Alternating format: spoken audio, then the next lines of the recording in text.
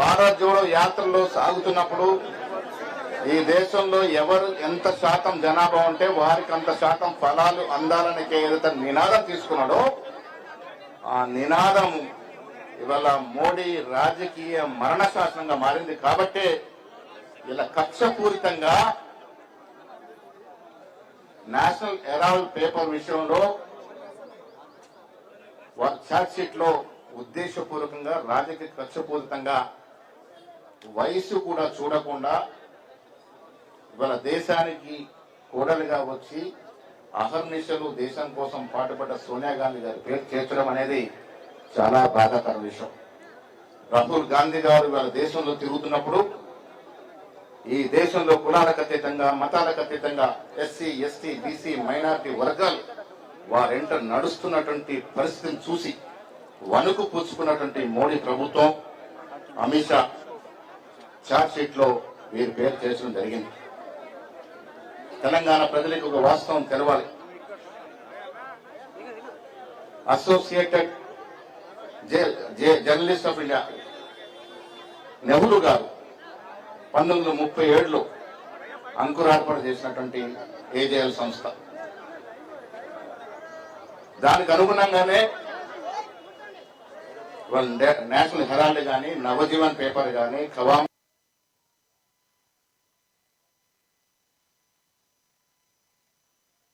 గాని అన్ని కూడా ఈ దేశ ప్రజలకి సేవలు అందిస్తూ వస్తా ఉన్నాయి. ఆ పత్రిక నష్టాల్లో ఉన్నప్పుడు బయట పోయి आपको స్పెషల్ बोलना क्या నష్టాల్లో ఉన్నప్పుడు అది కాంగ్రెస్ పార్టీ పత్రిక కాబట్టి ఇండియన్ కాంగ్రెస్ పార్టీ 90 కోట్ల రుణం ఇచ్చింది. దీన్ని కొన్నంత ఘోరంత చేసి ఇక్కడ మనీ లాండరింగ్ జరిగిందని ఒక పూచితోని 2014లో బీజేపీ ప్రభుత్వం వచ్చినాడు మొదలుకొని ఇప్పటి వరకు గాంధీ కుటుంబాన్ని బాధ పెడుతూ వస్తా ఉన్నారు. మన పేపర్కి మనం అప్పించుకున్నాం. నేషనల్ హెరాల్డ్ అనేది కాంగ్రెస్ పార్టీ యొక్క పేపర్. అది నష్టాల్లో ఉంది, జీతపత్యాలకు డబ్బులు లేవనుకున్నప్పుడు మన పేపర్కి మన పార్టీ అప్పు ఇచ్చుకుంది, రుణం ఇచ్చుకుంది. దాంట్లో మనీ లాండరింగ్ ఎక్కడి నుంచి వచ్చిందో అర్థం అవట్లేదు. కొన్ని సంస్థ అన్న వేరొకదా మనం కొన్నామంటే అది కాదు. అసోసియేట్ జర్నలిస్ట్ సంస్థ అనేది నెహ్రూ గారు స్థాపించిన సంస్థ. ఆ తర్వాత 2010లో కాంగ్రెస్ పార్టీ అదులో ఏర్పడినట్టు యంగ్ ఇండియా సంస్థ. ఇవన్నీ కూడా కాంగ్రెస్ లో అంతర్భాగం. దాంట్లో గాంధీ కుటుంబ సభ్యులతో పాటు చాలా మంది వాటాదారులుగా ఉన్నారు. మన సంస్థ ఆధ్వర్యంలో నడుస్తున్న మన పేపర్కి మనం రుణం ఇచ్చుకుంటే వేరొళ్ళ ప్రమేయం లేదు, వేరొళ్ళకు రూపాయి ఇచ్చింది లేదు, వేరే చోట రుణం తెచ్చుకుంది లేదు, వేరొళ్ళ డబ్బు వృధా చేసింది లేదు. అయినప్పటికీ రాహుల్ గాంధీకి అడ్డుకట్ట వేయాలి. రేపు బీహార్లో ఎన్నికలు ఉన్నాయి. బీహార్లో ఎన్నికలు గెలవాలంటే ఏదో ఒక సెన్సేషన్ సృష్టించాలి.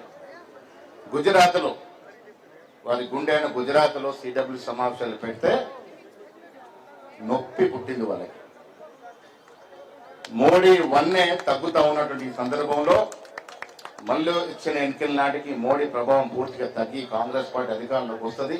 రాహుల్ గాంధీ గారు ప్రధానమంత్రి అవుతారు కాబట్టి వీళ్ళని ఇబ్బంది పెట్టాలి, రాజకీయంగా బదనాం చేయాలి.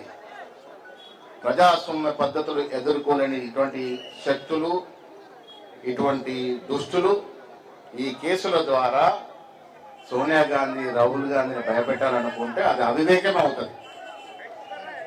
కేసులకు ఎప్పుడు కూడా గాంధీ కుటుంబం భయపడలే. స్వాతంత్రం ముందు కానీ స్వాతంత్రం తర్వాత కానీ.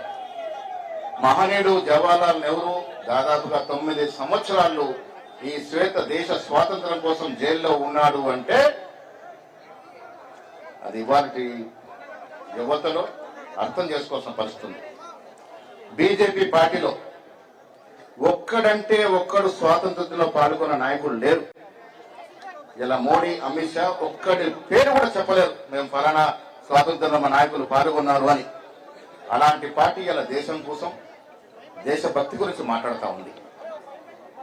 నేను మీకు తెలంగాణ ప్రజలు విజ్ఞప్తి చేస్తే ఇలా పెద్దలందరూ మాట్లాడతారు. ఇప్పుడు పసలేని కేసును తీసుకొచ్చి గాంధీ కుటుంబాన్ని ఇబ్బంది పాలు చేసి రాజకీయ లబ్ధి పొందాలని చూస్తున్నటువంటి మోడీ అమిత్ షా ప్రభుత్వానికి కనువిప్పు కలిగే విధంగా నిన్న అన్ని జిల్లాల్లో కాంగ్రెస్ శ్రేణులు ప్రజాస్వామ్యం మీద నమ్మకం ఉన్నటువంటి పౌరులు, లౌకికవాదం మీద నమ్మకం పౌరులందరూ ధర్నా చేశారు. ఇవాళ రాష్ట్రంలో హెడ్ క్వార్టర్ అయినటువంటి హైదరాబాద్ లో ధర్నా ఇవాళ చేస్తా ఉన్నాం.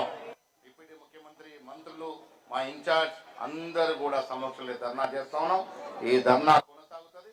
ఇప్పుడు పెద్దలు వారి వారి సూచనలు చెప్తారు. దయచేసి నిశ్శబ్దంగా కూర్చోండి, ఎవ్వరు కూడా నిలబడదు. అంజన్ భాయ్ మీరు కూడా ముందుకు అమ్మా, మీరంతా కూర్చోండి అమ్మా. లేడీస్ మీరు నిలబడితే వెనుకలు కనబడదు దయచేసి.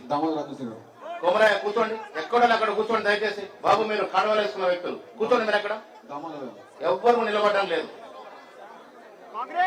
दामन రండి, दामोदर नरसिम्हा गारू मंत्रिवर्युలు अजमत भाई उनको ले लो, आप उठ के उनको आप नौजवान है, पीछे खड़े हो जाइए, उनको ले लीजिए. मंत्रिवर्युలు दामोदर नरसिम्हा गारू, वर्किंग प्रेसिडेंट अंजन कुमार यादव गारू రండి. अंजन भाई लोपल రండి.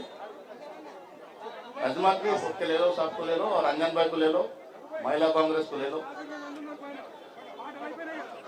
कनिष्ठम आप వదలండి. మళ్ళీ ఎందుకు లేబట్టి మీకు 10 సార్లు చెప్పాలా? ఏమైనా బుద్ధి ఉండదా మీకు? వెనక బ్యానర్ కనబడతలేదని 4 సార్లు చెప్తే మళ్ళీ బ్యానర్కి వచ్చి ముందు నిలబడుతున్నారు మీరు. పక్క జరగండి, జరగమ్మా, పక్క జరగ. మొత్తం వికెట్ చేయండి అమ్మా. ఏం చేస్తున్నావమ్మా నువ్వు? వెంకటరామరెడ్డి గారు కూర్చోండి దయచేసి, 2 గంటలు కష్టపడాలి. కూర్చోండి, ఎక్కడో అక్కడ కూర్చోండి.